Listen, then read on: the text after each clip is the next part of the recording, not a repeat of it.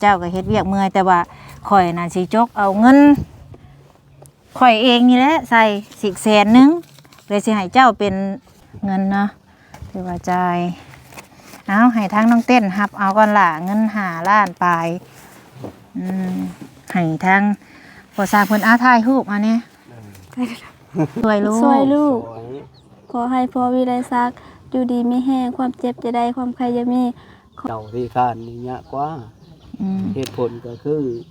เพื่อเฮากบไม้อีกนะบ่ไม้ข่อยไม้มันงามอยู่บ่กบก็ย่าบ่กบก็ย่าเนาะแม่นไม้มันโอเคอยู่ได้ล่ะเกี่ยงอยู่เนาะไม้โอเคบ่ให้กบดอก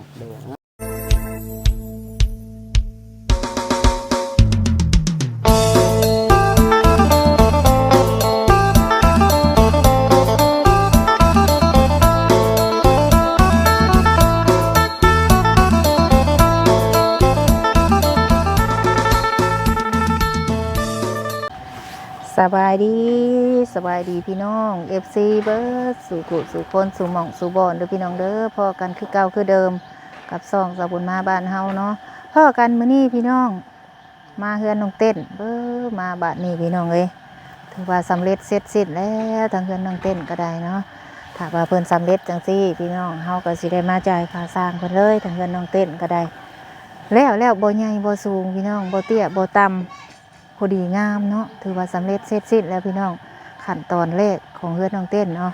คุณนะโอ้เพิ่นเฮ็ดไว้เป็นล็อกคักเลยพี่น้องเลยวันนี้ถือว่างามและพี่น้องเนาะทางสบุญกาถ้าเพิ่นแล้วสิเฮาก็สิจ่ายเงินค่าสร้างเพิ่นเนาะก่อนอื่นสบุญก็ต้องขอบคุณทางพ่อวิไลศักดิ์หลายๆเด้อที่ให้เป็นสะพานบุญให้เนาะขอบคุณพ่อหลายๆขอให้พ่ออยู่ดีมีแห้งสุขภาพเข้มแข็งความเจ็บอย่าสุดได้ความไข้อย่าสุมีเด้อพ่อเด้อเนาะขอให้เป็นเศรษฐีมีมั่งขอให้นั่งกินนอนทานเด้อพอเด้อความเจ็บอย่าสุดใดความไข้อย่าสุมีขอให้อายุหมั่นขวัญยืนเนาะฮะพี่น้องเลยวันนี้ก็สิเข้าไปจ่ายเงินค่าสร้างเพิ่นเนาะตอนนี้เฮากันนี่อยู่ข้างเฮือนน้องเต้นนี่แหละสบายดีเป็นยังไงแล้วล่ะบ่แล้วโอ้คือไวแท้ไปซะไปอัปเดตเบิ่งน้ำกันพุ่นแหละเนาะโอ้เรียบร้อยเนาะเลยโอ้ไม่ก็มาเรียบร้อยป้า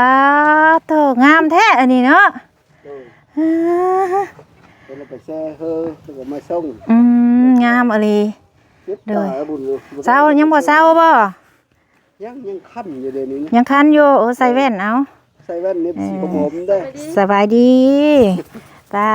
คือได้ใหม่คืองามแท้อันนี้บ่ยิ้มไปเบ้ยโอ้อันนี้บ่เพิ่นแซะให้ฮะบ่ได้จักเส้นนี่บ่ได้นับเลยบ่ได้นับ19ทางสร้างเพิ่นว่าไล่ให้มันพอหั่นแน่เนาะตัวนี้นี่คือซีเมนต์คือเพิ่นเนาะไล่กัน19เซน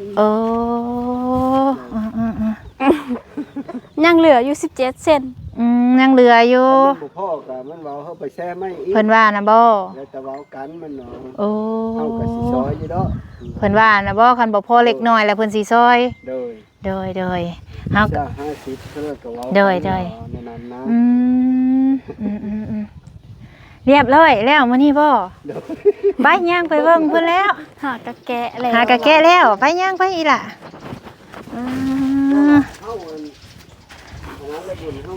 ฮะมันบ่ทันได้แข่งคักเฮาก็มาแกะแล้วมันเยอะกว่าโดยเฮาก็ได้ทราบจะมันโอ้ลูกชายบ่นี่สบายดีป้าเฮือนแล้วจังเห็นหน้าเห็นตาเนาะเรียบร้อยแล้วเนาะโอ้คักเด้นี่คักบ่เต้นโดยคักคักอะไรบัดนี้พี่น้องเอ้ยเอาขี้ดินใส่เด้มาเซอร์บัดนี้เอาขี้ดินสิเด้อมาเซอร์บัดนี้คักแล้วบัดนี้นี่เฉพาะแห้งนี่แหละโดยถ้าค่อยปานถ่ายจะเก้าจะเดินนึกแล้วเดินห้องคันดาผู้ชายเพิ่นตั้งใจก็ไว้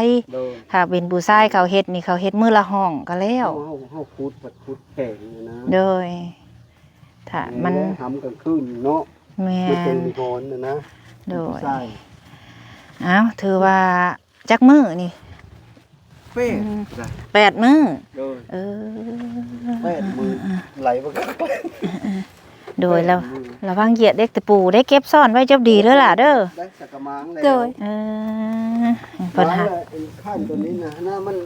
นมีปูนติดตะเก้าเด้เนาะ เออ บัดเฮามาแกะไม้มาเอ็ดใช่ไหม ตีนไม้ตีนไม้ปูนไว้แล้วมาตีน เจ้าบ่ฮดน้ำก่อนจังแกะบ่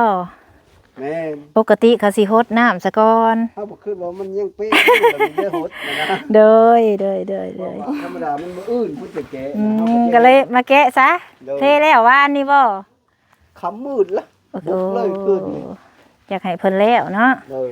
เพิ่นก็อยากให้มาเพิ่นก็คิดง้อมาเพิ่นก็เลย โอ้คักเด้นี่เนาะเอาเลาะมาอ้อมๆเด้อเต้นอืมคักแล้วพี่น้องเอ้ยนี่เด้ถือว่าสำเร็จเสร็จสิ้นพี่น้องเอ้ยบาทนี่จ่ายเงินเพิ่นแล้วบาทนี่เอาเงินมาแต่ไสจ่ายวะนี่ฮะเพิ่นแล้วไปเป็นลูกไผ่แล้วก็ยันเราบ่เอาแล้วลูกเคอก็บ่ดี จังว่านี่ เออ ลูกชายเราบ่เอา ลูกชายบ่เอาโอ้ยเนาะสิไทยเฮ็ดข้าวดองกับลูกชายเราบ่เอา ลู ว่าก ซั่ ชาย น เราบ่เอาแล้ววับ เขาดองเพิ่นจะได้เท่าเลยว่าค่ำเท่าเลยว่า คำบัตรหนึ่ง คำบาทละ80,000 ตายน้ำกัน คำบัตร สุดเท่านั้นซะเอาน้ำคำบาทเดียวซะ บ่ไหว น้องเต้นว่าโอ้ยให้เฮาไปเป็นลูกไผ่แล้วก็รูปแล้วขาวดองเฮาก็ลายกว่าค่าช่างนี่ได้ล่ะวะค่าช่าง8,000นึงแล้ววะ เออโอ้ย แล้วว่าหยอกเด้อพี่น้องเด้อโอ้ผู้ใดเฮ็ดอันนี้ เรา เออ จากวัด เอาคักๆเรียบร้อยแล้วบาดนี้ปูนยังเหลือบ่น่ะอีหล่าเจ้าหาแนวปกเด้อลูกเด้อ โดย ปกไว้ยันถืออายฝน สี่ศอกปลายเพื่อก็จะได้ศอกปลาย โดยมีแต่เฮาเอาเมียนั่นจบดีเนาะใช่แม่เจ้าไปใช้ซะละ อยู่ในกระตูบ โอ้แล้วออกมาด้วยแล้วเป็นหยัง เล่าโคตร ฮะเป็นหยังอีกแล้ว เรา เป็นเปี้ยอีกแล้วบ่ ว่านี่เนี่ยแก้แข็งอยู่ อ้าวช่างว่าแท้สบายดีเด้อบ่าแอนเด้อโดย เรานอนอยู่นะ แล้วลูกบ่ได้บ่แล้วเป็นหยังล่ะ บ่ฮู้แล้วเรา ฮะ เรานอนลิ้น แล้วนอนดินซื่อๆบ่ยันว่าเราเปี้ยอีกลูกมาบ่ได้บ่เป็นจังไดฮะพิษของรักษาอีกแล้วอ้าวเป็นแต่มื้อใดได้นี่ มือหวานนี่ ย้ายเท่าไรบ่ปงเขาย่าบ่หวานลูก เอิ้นใส่เพิ่นล่ะบ่สิได้เฮือนใหม่เจ้าของเพิ่นเปี้ยเป็นเปี้ยลงต่ออีก วันศิลเด้วันศิลมือวันศิลใหญ่หั่นนะแล้วอัน ข้าวเลือดย่างบ่ได้หวาน ปกตินะวันศิลแล้วเราปรุงผวานให้ อืม แล้ววันนี้ตั้งเฮือนนี่แหละพ่อเฒ่าฮ้องใส่ว่าให้ยับย้ายใส่นี่ซะสิตั้งเฮือนแล้วก็มื้อวันศิลเลยแม่เฮาถามพ่อเฒ่าเว้าบ่ให้กินก็ยาผวานหั่นเราย้ายให้แล้วก็พิษ มันชินแล้วบ่ ปกติเจ้าเคยให้เพิ่นกินวันนี้แต่งขอขมาเพิ่นล่ะบ่อ้า เช้าว นี่ปงเช้านี่เป็ดค่ะเอา โอ้ให้ดีให้เศร้าเด้เนาะ เช้ามันหยัง เอาเราลูกบ่ได้อีกแล้วพี่น้องเอ้ย โอ้ยโดยลูกบ่ได้ก็บ่เป็นหยังเนาะโดยเอาน้องเต้นน้องทรายจะได้สละไปเล่น ไปหากิน ไปหาเล่น ไปหาป่า ไปหาปลาโดยเอามานั่งล้มกันได้วันนี้ โชว์งามแท้มื้อนี้น้องเต้นนี่ อย่างงามทุกมื้อว่าได้นะ เลยเพราะว่าสร้างเครื่องแหละบ่มีแดดพดแล้วก็ ไป เล สิ ย สักเครื่องไปนั่งผู้อีหล่ะเดี๋ยวถามสร้างเพิ่นก่อนบัดนี้เฮาก็เพิ่นแล้วล่ะเฮาสิจ่ายค่าสร้างเพิ่นซะก่อนไม่ก็พอครบบ่ได้บ่แอนเด้ผู้ ซอยแล้วเรียบร้อย โดยซอยเรียบร้อยเพิ่นซอยให้มีแต่เอาค่าสร้างเพิ่น300,000หั่นค่าเพิ่นเอาเนาะ ไปซอยแล้วไปสองคนแล้วไปเอารถเข้ามาแก้ก็ อ จะได้ขารถก็จะได้เฮือตื้มอีกแสนนึงบ่ว่าห้องมันจังหลายแล้วเว้า อืม เฮาไม่ได้รับ เราจะขอน้ำเส้นนึงแล้วว่ะ เพราะว่าทางอัน หรือว่า อ้ายเพิ่นสร้างเพิ่นคุยกันกับพ่อบ้านแล้วเพิ่นจ่ายให้พ่อบ้านเองแล้วเพิ่นว่าก็ดีใจเนาะที่เพิ่นมาช่วยขอบใจเพิ่นในหลายเด้อเนาะโดย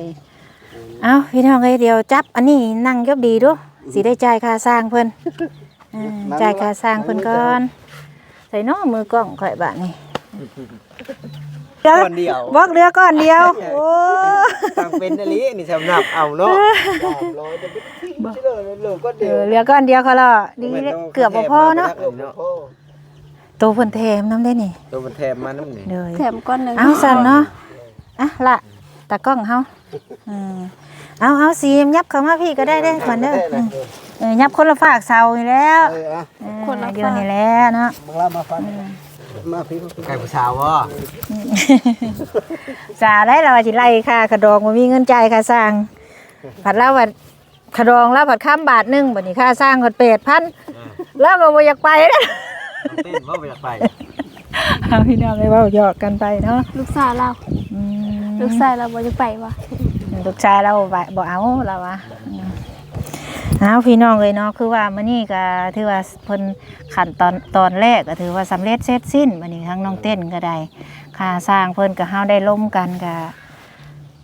8,000เนาะบัดนี้8,000บัดนี้มันบัดบ่มีเงินบาทเด้ขวัญเงินกีบก็เอาบ่เงินกีบน่ะเจ้าไรเท่าใด จึกเลยเจ้าไหลเลย ทางพี่เพิ่นไรเท่าใดทางพี่ ก็มีเงินบาทตะหึงเลย บ่มีเงินบาทแต่เฮิงล่ะว่า จากเลยจะเก้า 670,000นึง อยู่พี่อันบ่ เด้อ โอ้ 670,000เลย อยู่พี่เพิ่นไล่อันบ่ 672,000มันคือ อืม ก็ค่อยเป็นชงเดินหลังนะเชื่อได้เดินหลังเดินก้อนพุ่นละ เบิ่งเด้อเฮาสิไล่เบิ่งเนาะ ไปตัดอ้อย ลูกชายไปตัดอ้อยผู้นี้บ่มาเฮ็ดเวียกนำน่ะโอ้หาก็เห็นหน้าเห็นตาเพิ่นเนาะเบิ่งเด้อไล่เบิ่งก่อนเด้อคันว่าไล่670,000บ่72บ่หรือ70เบิ่งไล่เบิ่ง72เนาะคูณให้ตกอยู่5,370,000คันว่าไล่อัน72หั่นและบัดนี้เจ้าสิไล่72บ่หรือสิไล่70เบิ่งก็เด้อคันไล่70เงินข่อยเพิ่นมีแต่5,300,000 1%บ่แอน พอใจที่ชอบก็ เงินบ่พอเงินบ่พอวันนี้เฮ็ดอีกได้วันนี้ไปล้างถ้วยให้เราเด้อ น้องเต้นล่างให้72,000เลย เขาว่าโชคไปนะครับมุดป่ากินปิ้งป่ากิน ชวนน้องเต้นบ่ จะมีไป บ่ เบิ่ง มี เด้อ นะ ไล่เบิ่ง ไว้ 672,000 กู้ เนาะ ไว้น้อยๆนะ คูณให้8,000ตกอยู่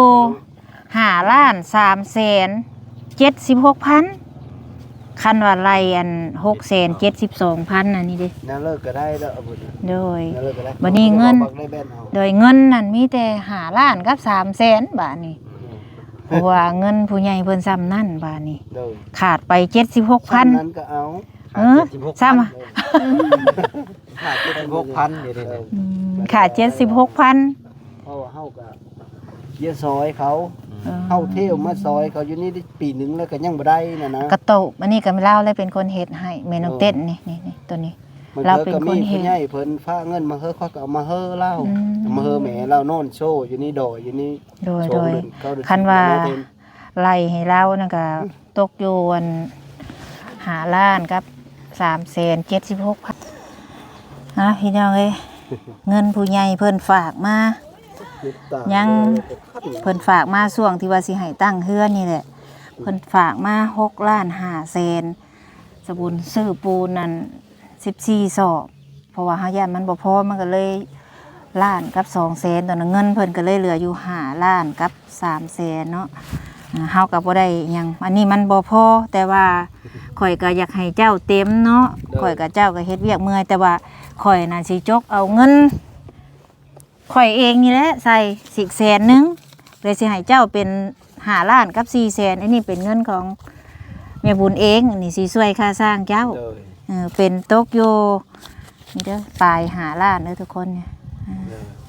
จ่ายละ5ล้าน400,000เนาะคันเพิ่นทอนก็สิทอนประมาณ24,000แต่ว่าบ่ทอนก็อย่านี่แหละพี่น้องเอ้ยนี่เงินเนาะถือว่าจ่ายเอาให้ทั้งน้องเต้นรับเอาก่อนล่ะเงิน5ล้านปลายให้ทั้งพอสร้างเพิ่นถ่ายรูปมาเนี่ย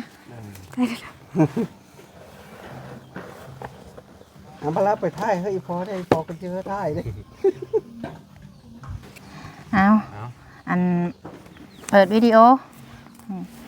อ้าวเจ้าเจ้าอันขอบคุณ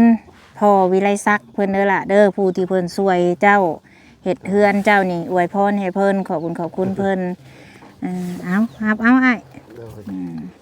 เอาให้สร้างเพิ่นนับเบิ่ง ครับเบิ่งก่อน บทก่อนเนาะ นี่นับเบิ่งก่อนขั้นตอนแรกต้องนับเบิ่งก่อน แม่น 1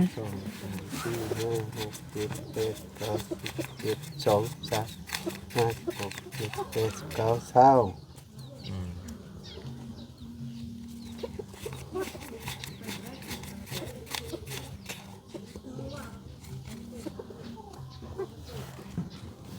1 2 3 4 5 6 7 8 9 10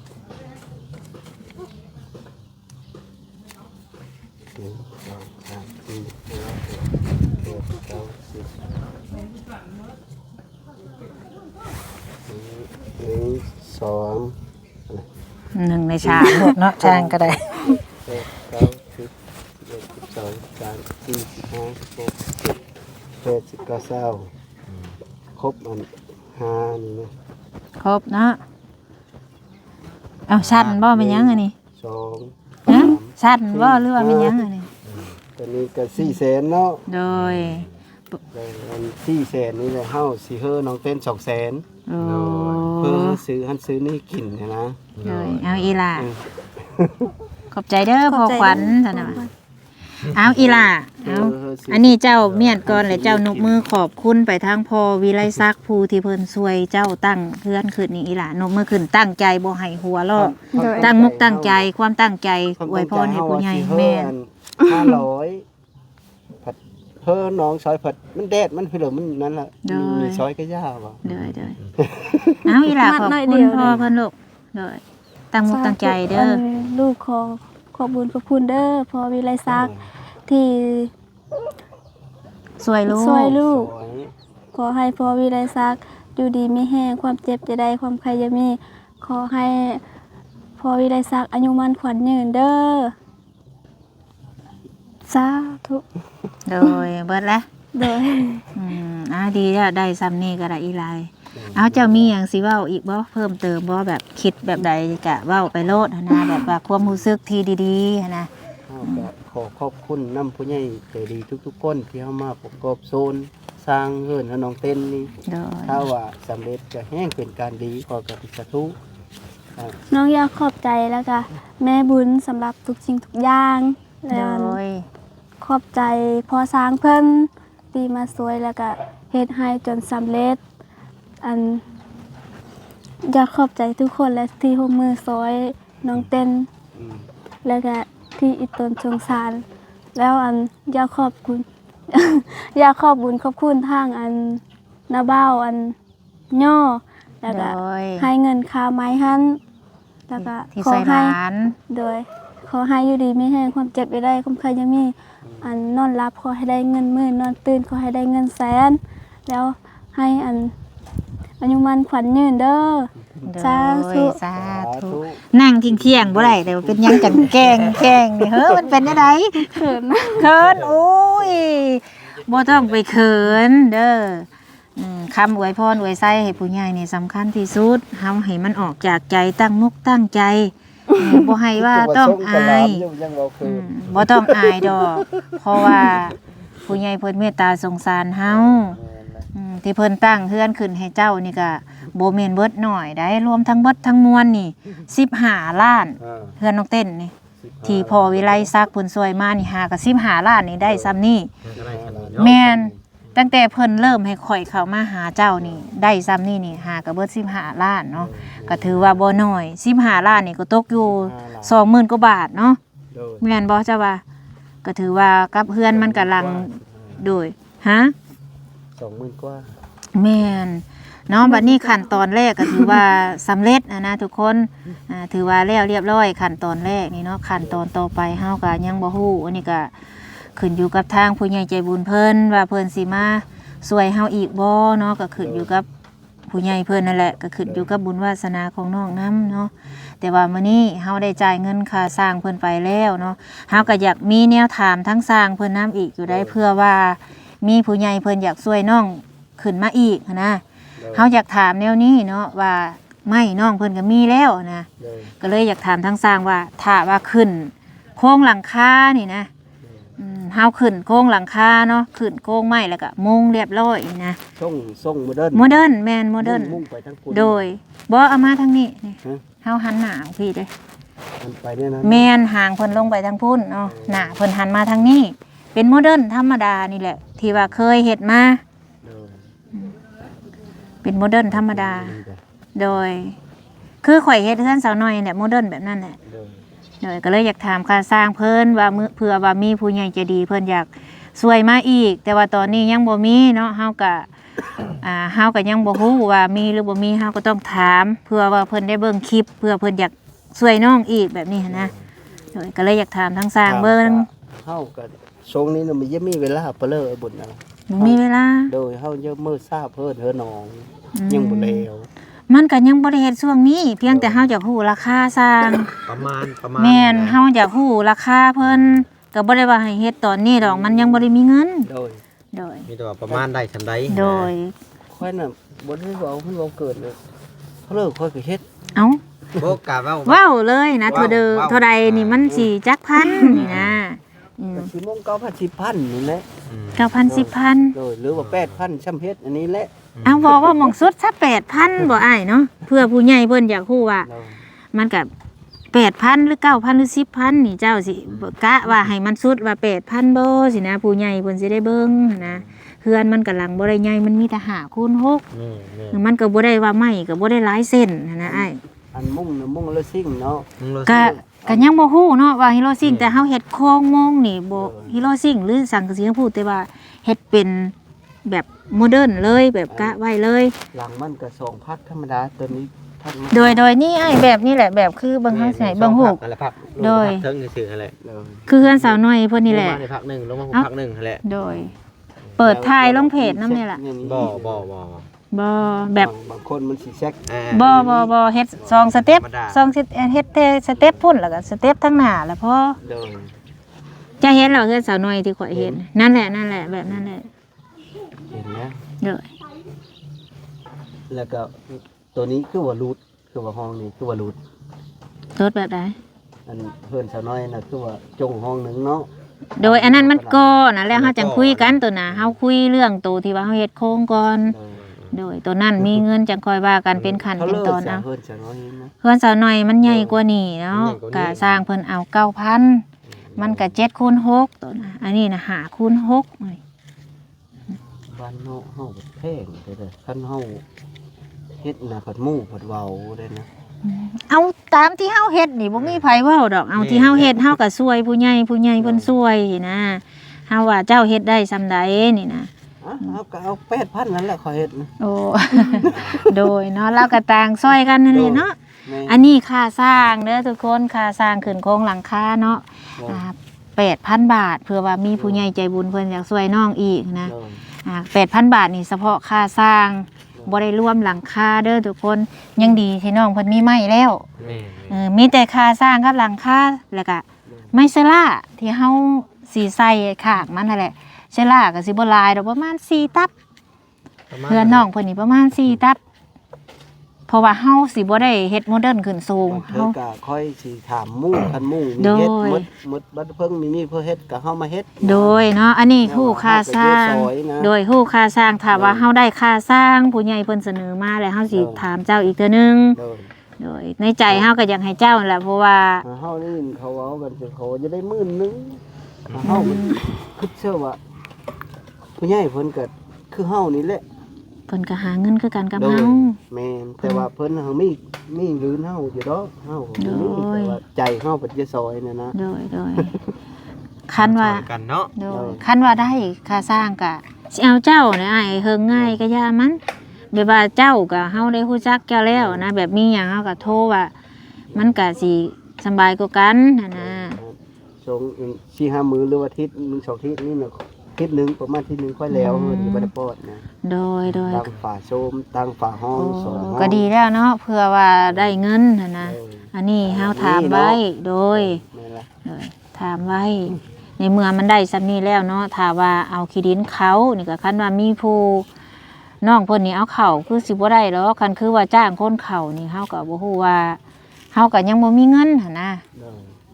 มันเฮาก็บ่ฮู้ว่าเท่าใดเฮาเคยจ้างก็เอาเป็นห้องบ่สินะเลือกเบิดนี่บ่ก็เอาเท่าใดสินะก็บ่ฮู้เนาะตามที่เฮาเคยจ้างมามันก็คันสิไปดึกเอาหลายโลดมันผัดเงินติบาดนี้ไผสิผู้ใหญ่เพิ่นช่วยเนาะกันคือสิให้น้องเราขุดมาใส่นี่ก็ โดย จักสิแนวใด บ่ได้ดอก ละว่านน่ะเว้ยมีบ่ผู้บ่าวเนาะมื้อนี้ โไม่ได้ว่าละวาดก็ไม่ได้ คือละว่านเกี่ยวข้าว จ้างขาดเลยนั่นแหละ ให้มันได้เงิน ว่ารา ก่อน คา เนาะ เท่านั้นเท่านั้นเท่านั้นเขาเฮ็ดได้ เฮา บ่ ก็อยากฮู้อยู่เนาะเดี๋ยวสิถามทางอันน้องนุ่งเพิ่นนี่นะลองถามเขาเจ้าเบิ่งว่า ให้เขาคุดเขานี่เพื่อว่ามีผู้ใหญ่เพิ่นอยากช่วยอีกสินะแต่ว่าตอนนี้นะยังบ่ได้มีเงินเนาะเงินเฮาน่ะเบิดแล้วเบิดทอจ่ายค่าสร้างนี้เงินน่ะ มาคิดเบิ่งมุ่งอันเฮ็ดน้ำหลังนี่สิยากกว่าตัวนี้ หึ ยากกว่าเลยตัวหลุมนี่นะตัวตั้งเสาที่คานนี่ยากกว่าเหตุผลก็คือเพื่อเฮากบไม้อีกเนี่ยนะ บ่ไม้ข่อยไม้มันงามอยู่บ่กบก็ย่า บ่กบก็ยากเนาะ แม่นไม้มันโอเคอยู่ได้อล่ะ เกี่ยงอยู่เนาะ ไม้โอเคบ่ให้กบดอก เด้อนะจะ โด ย้อย จะบ่ย่านจ้ะ แม่นไม้นี่มันโอเคเด้ ต่ำเลย ไว้แน่นอนจ้ะ เจ้าเบิ่งว่ามันบ่ได้แบบ ละเอียดเนาะ แม่นมันบ่ได้งุกงิกเด้ เด้อ คันว่าไม้เขาสิกบนี่ข้าวบูฮ่านเพิ่นเอาเลื่อยมือนะ เด้อ อันนี้ไม้มันก็โอเคอยู่แล้วก็บ่กบก็ได้ เด้อ เพราะว่ามันอยู่ทางเทิงพุ่น บ่พอก็สิเฮอเขาแซ่เฮออีก โดย บ่ให้กบดอกมี ทางนี้เนาะ โดยเอานี่แหละเอาหน้าเรามาใส่นี่ เฮาเอาไก่เสามาอีกช่อหนึงบ่ไก่จะเสากลางมาคือนะ โดยเอาออกมาประมาณเม็ดหนึงนั่นแหละ เม็ดหนึ่ง คันว่าได้เฮ็ดน่ะแม่นคันเฮาสิเอาเครื่องกลางแล้วมันบ่งาม เด้อแม่น แถวออกมาจากเม็ดหนึงคันว่ามันได้เฮ็ดอีหลีก็ถ้ามันได้เงินเฮาก็สิมาบอกเจ้าอยู่ว่าเฮ็ดซำใดนะ เด้อ เพิ่มมานี่ก็มาจ่ายค่าสร้างแล้วก็เลยอยากถาม เจ้าฮู้บ่ค่อยเบิ่งก็ได้ โดยแล้วเฮาเอารูปมันให้เจ้าเบิ่งดอกเอาโตนี่ก่อนถามไว้ก่อนหั่นนะเพราะว่ามีผู้ใหญ่ใจบุญเพิ่นโอ้ยอยากช่วยพอได้มุงหลังคาพอได้ให้น้องเพิ่น เขาพบบัดเวลาฝนตก แม่น สิ แม่น มาเฮ็บตกอยู่ซิเลอ รอดเข้าตารางเฮือนไม่เท่าเลยเป็นจังได๋เฮ้ยดีใจอยู่บ่ยิ้มเป้ยอยู่นี่ฮะ ดีใจ ดีใจเพื่อนตั้งขึ้นแม่เป็นเปี้ยโตนี่โอ้ยเนาะ โคอลีได้ว่าดี ดีใจดีละดิเอาประมาณนี้แหละพี่น้องเฮาก็มาจ่ายเงินค่าสร้างเพิ่นเนาะก็ดีใจน้ำทั้งน้องดีใจน้ำเด้ออีหล่าเด้อ โดย โอ้ได้เงินนี่ก็เบ่งกันว่าคนละครึ่ง เนาะเงินนั้นเอาเฮอตั้ง5ล้านบัดมีเฮอจะกีบมันก็ ปั่นอ่อนแล้วก็เฮอเลย2แสน เด้อเอาเพิ่นก็สิแล้วสร้างเพิ่นก็ยังมีน้ำใจอยู่เนาะเพิ่นก็ยังให้น้องเพิ่น มันมีเฮอจะได้ก็บ่ได้เฮาก็นึงมากก็เฮาจะเฮออยู่แล้ว แต่ว่าเฮาบ่มีสิซื้อบุญนะ เด้อตามนี่แหละพี่น้องเอ้ยค่ะสร้างก็ฝากทางผู้ใหญ่เพิ่นเนาะสังกะสีก็สิบ่เพิดหลายดอกพี่น้องเอ้ยฮาโลซิงก็ได้เพิ่นก็สิประมาณนั้น6 7ประมาณ7แผ่น7แผ่นแล้วก็พูดแหละเพิ่นเฮ็ดแล้วเฮาจังฮู้ว่ามันประมาณเท่าใด อาสิแท้เอาเนาะ โดยจังใดก็ตามนี่พี่น้องเนาะสำหรับคลิปนี้ก็ได้ทางสบุญก็ขอบคุณเนาะในนามต่างหน้าผู้ใหญ่ใจบุญเพิ่นขอบคุณทางพ่อวิไลศักดิ์หลายๆเด้อเนาะที่ให้สบุญเป็นสะพานบุญให้ตอนนี้ก็สำเร็จเสร็จสิ้นแล้วทางเฮือนน้องเต้นเนาะขอบคุณทางพ่อวิไลศักดิ์ขอให้พ่ออยู่ดีมีแรงสุขภาพเข้มแข็งความเจ็บอย่าสุดได้ความไข้อย่าสุมีเนาะคิดสิ่งใดก็ขอให้สมความมุ่งมั่นปรารถนาทุกสิ่งทุกอย่างเฮ็ดเวียกงานอะไรก็ขอให้ประสบผลสำเร็จเนาะที่สำคัญที่สุดก็ขอให้สุขภาพแข็งแรงแล้วก็ขอให้อายุมั่นขวัญยืนเนาะเป็นโฮมโพโฮมไส้ให้ลูกให้หลานตลอดปีตลอดไปเด้อพ่อเด้อนะสาธุให้บุญค้ำนำสู้เนาะสาธุพี่น้องเอ้ยทางเฮือนน้องเต้นก็ขั้นตอนแรกเนาะสำเร็จไปแล้วนี่เด้พี่น้องเบิ่งโอ้โหคักเด้อผู้น่ะบ่ได้ขี้ร้ายเด้อผู้งามบ่เต้น งาม งาม โดย ไปยืนทั้งพุ่นเนาะไปยืนตากแดดบ้างเนาะ ไปแต่ไหมนั่นแหละไปถ่ายรูปแล้วเนาะพี่น้องเลยเนาะประมาณนี้แหละเฮือนนางเต้นกะโ อ้คักเลยบ่ต่ำบ่สูงบ่น้อยบ่ใหญ่พอดีงามพี่น้องเอ้ยเอาใหญ่ไรก็นานแล้วเพื่อสิหาเงินหาคำพอนี่ก็ดีใจนำทางน้องเต้นเพิ่นเนาะสำหรับคลิปนี้ประมาณนี้เด้อพี่น้องเด้อพอกันในคลิปหน้าสำหรับคลิปนี้สำบายดี